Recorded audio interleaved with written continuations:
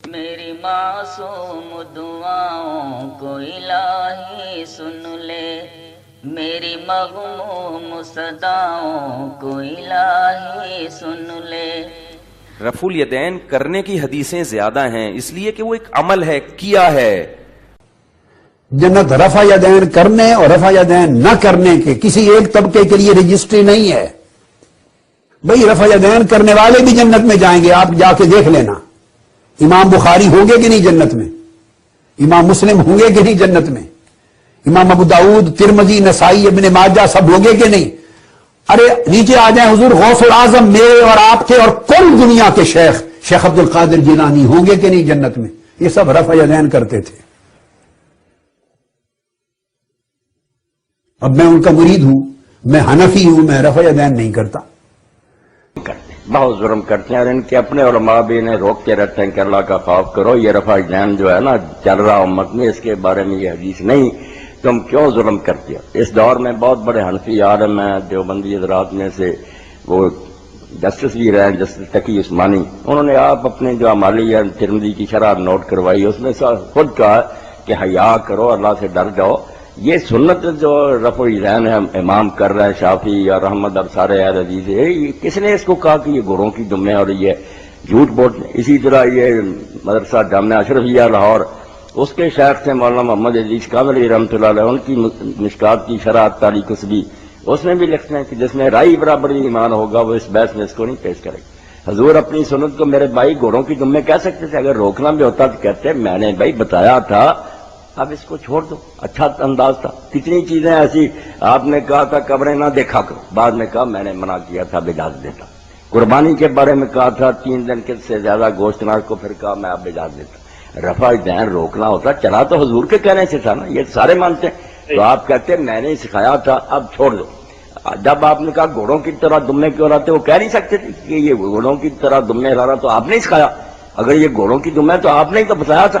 بہت بےہودگی کرتے ہیں کہ غیر متعلقہ روایت کو اس بحث میں لاتے ہیں، اور اتنا بھی شرم اور حیا ان میں نہیں کہ جانتے ہیں کہ امت کے بہت امام اور صحابہ کرتے رہے، کچھ نہیں بھی کرتے رہے، یہ تو کسی نے نہیں کہا۔ مولانا روشہ کہتے ہیں یہ بے حیا جو کہتے ہیں منسوخ ہو گیا، ان کے پاس ایک حرف بھی نہیں ہے، ہم صرف اتنا کہتے ہیں کہ اگر چھوڑ بھی دے تو نماز ہو جاتی، منسوخ ہونے کا کہاں ذکر ہے کہ آپ نے بند کر دیا؟ اور یہی مولانا عبدالعزیز لکھنوی رحمۃ اللہ علیہ نے تاریخ المسجد میں لکھا کہ جنہوں نے ہم میں سے یہ شرارت کی ہے نا عینی وغیرہ نے کہ یہ منسوخ جھوٹے، ایک حرف بھی حدیث کی کتابوں میں موجود نہیں۔ یہی معرف السنن میں اس دور میں مولانا یوسف بنوری صاحب نے لکھا بھئی آپ صرف سوئی کے ناکے برابر، وہ بھی میں کہتا ہوں کہ اب ابن مسعود رضی اللہ عنہ کی روایت صحیح اگر نہ کریں تو گنجائش، ورنہ بہت علماء تو کہتے ہیں کہ وہ روایت بھی صحیح نہیں، آپ نے چھوڑا ہی نہیں کبھی، سوئی کے ناکے کے برابر گنجائش ہے نہ کرنے۔ آپ الٹا حملہ کرتے ہیں، 22 صحابہ کرام سے حدیثیں ہیں، بعد میں بھی ابن عمر کسی کو دیکھتے کہ نہیں کر رہا، کنکریاں اٹھا کر اس کو مارتے، غضب کر رہے ہیں کہ اس کو گھوڑوں کی دمیں کہہ رہے ہیں۔ باقی یہ رفع الیدین کیا تھا اس کے بارے میں علماء نے لکھا بہت، مگر میں 2 باتیں کہہ دیتا ہوں جو اہل حدیث حضرات بھی نہیں بیان کرتے، حالانکہ کرنی تھی۔ ایک تو یہ ہے کہ یہ وہ رفع الیدین تھا جو لوگ اتحیات کے خاتمہ پر کرتے، جب وہ کہتے ہیں نا السلام علیکم ورحمۃ اللہ، ساتھ ہی دائیں طرف ہاتھ اٹھا کر بھی اشارہ کرتے، جیسے دور سے سلام کرتے ہیں لوگ کرتے، بائیں طرف کا ادھر بھی، یہ صحیح مسلم میں ساتھ ہی ہے۔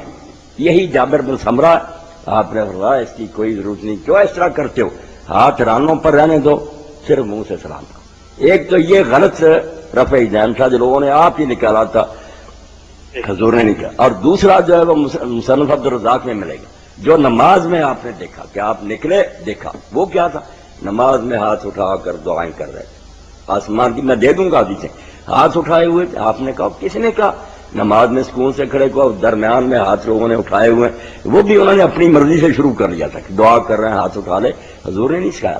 یہ 2 چیزیں تھیں، سلام کے وقت اور نماز میں اپنی خوشی سے ہی ہاتھ اٹھا کر دعا کرنا، ان دونوں کو کہا میں فوٹو اسٹیٹ کرا دوں۔ یہ جو سنت رفع الیدین ہے رکوع کے وقت، یہ رکوع اس کا مطلب یہ صحیح نہیں ہے، نو، یہ بات غلط ہے، یہ سنت ہے، اس کو نہ غلط کہیں، یہ تو اکثریت ائمہ کی ہے، اولیاء کی، خود شیخ عبد القادر جیلانی رحمۃ اللہ علیہ غنیہ میں لکھتے ہیں کہ سنت ہے، کیا کر رہے ہیں، اولیاء کو مانتے ہیں، ائمہ کو ظلم کر۔ جی چلیے بہت شکریہ بھائی آپ کے کال کر مطلب مولانا صاحب میں نے بھی ان سے بات کی تھی، یہ حدیث صحیح ہے تو ماننے میں تو نہیں آتا، اگر یہ صحیح ہے تو جو بخاری شریف کی اتنی حدیثیں آتے ہیں رفع یدین کو وہ کس کھاتے میں پڑیں گے؟ اور صاحب سے صاف بات یہ بھائی کہ آپ اپنی سنت کو اگر روکنا بھی چاہتے تو کیا جیسے بس آج کے بعد نہ کریں. یہ کہنا کہ گھوڑوں کی طرح دمے ہلاتے ہیں، یہ تو پتا چلا کوئی اور ہی فضول حرکت تھی جو لوگوں نے اپنے طور سے شروع کی تھی. آپ نے ایسا کہا، ورنہ آپ کی سنت جو تھی اس کو آپ گھوڑوں کی دمہ ہلانا سے نہیں کہہ سکتے. یہ انداز ہی بتاتا ہے کہ وہ یہ نہیں تھا رفع یدین جو سنت سے ثابت. بہت شکریہ. نماز ظہر ادا کی.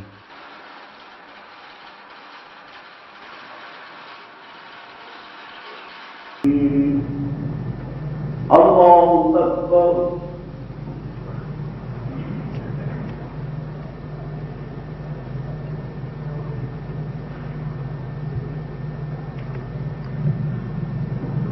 سمع اللہ لمن حمدہ. اللہ اکبر.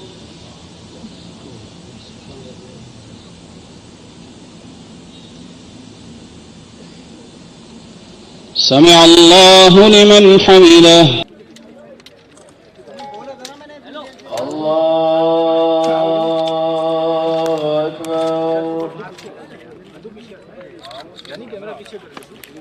بچوں، میرے محترم اساتذہ و مفتیان، یہ زندگی پڑھانے کی ہے جو ان کے کام آئے گی. انشاءاللہ رفع یدین کرنے والے بھی جنت میں جائیں گے، نہ کرنے والے بھی جائیں گے اگر کبائر سے اجتناب ہے، محرمات سے اجتناب ہے. عبداللہ بن عمر رفع یدین کرتے تھے. نبی صلی اللہ علیہ وسلم نے نماز میں رفع یدین کیا ہے. یہ ہر مسلمان جب نماز شروع کرتا ہے رفع یدین کر کے ہی کرتا ہے، اس میں کوئی اختلاف نہیں ہے. سوال صرف یہ ہے کہ باقی موقعوں پر بھی کیا ہے، معلوم ہوتا ہے کبھی کبھی کیا ہے. تو اس وجہ سے آپ اتنی بات اگر مان لیں تو اس میں لڑنے کی کیا بات ہے؟ یعنی ایک تو فرض ہے، اس کے بغیر نماز ہوتی نہیں شروع کرتے وقت، اس میں کسی کو اختلاف بھی نہیں. رکوع میں جاتے ہوئے، سجدے میں جاتے ہوئے، اٹھتے ہوئے، روایتوں سے معلوم ہوتا ہے کہ حضور نے کبھی کبھی اس موقع پر بھی رفع یدین کی. ٹھیک، اتنی بات ختم ہو گئی. آپ بھی کبھی کبھی کر لیں گے تو آخر کیا قیامت آ جائے گی. جلال الدین سیوطی رحمت اللہ علیہ نے فرمایا کہ حدیث رفع الیدین رواہ 50 صحابیا. رفع الیدین کی حدیث کو 50 صحابہ کرام نے روایت کیا ہے. اور علامہ مجد الدین فیروز آبادی مصنف قاموس، وہ اپنی کتاب سفر السعادہ کے اندر لکھتے ہیں کہ رفع الیدین کے ثبوت میں تقریباً 400 احادیث موجود ہیں.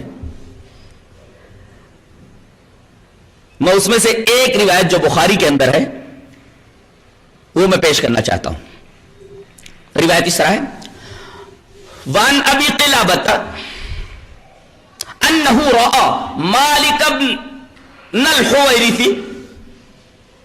اذا صلى کبر ورفع یدیہ واذا اراد ان یرکع رفع یدیہ واذا رفع رأسہ رفع یدیہ وحدث ان رسول اللہ صلی اللہ علیہ وسلم صنع ھکذا. رواہ البخاری فی کتاب الصلاۃ. حضرت امام بخاری حدیث پاک کو ایسے کتاب الصلاۃ کے اندر لائے.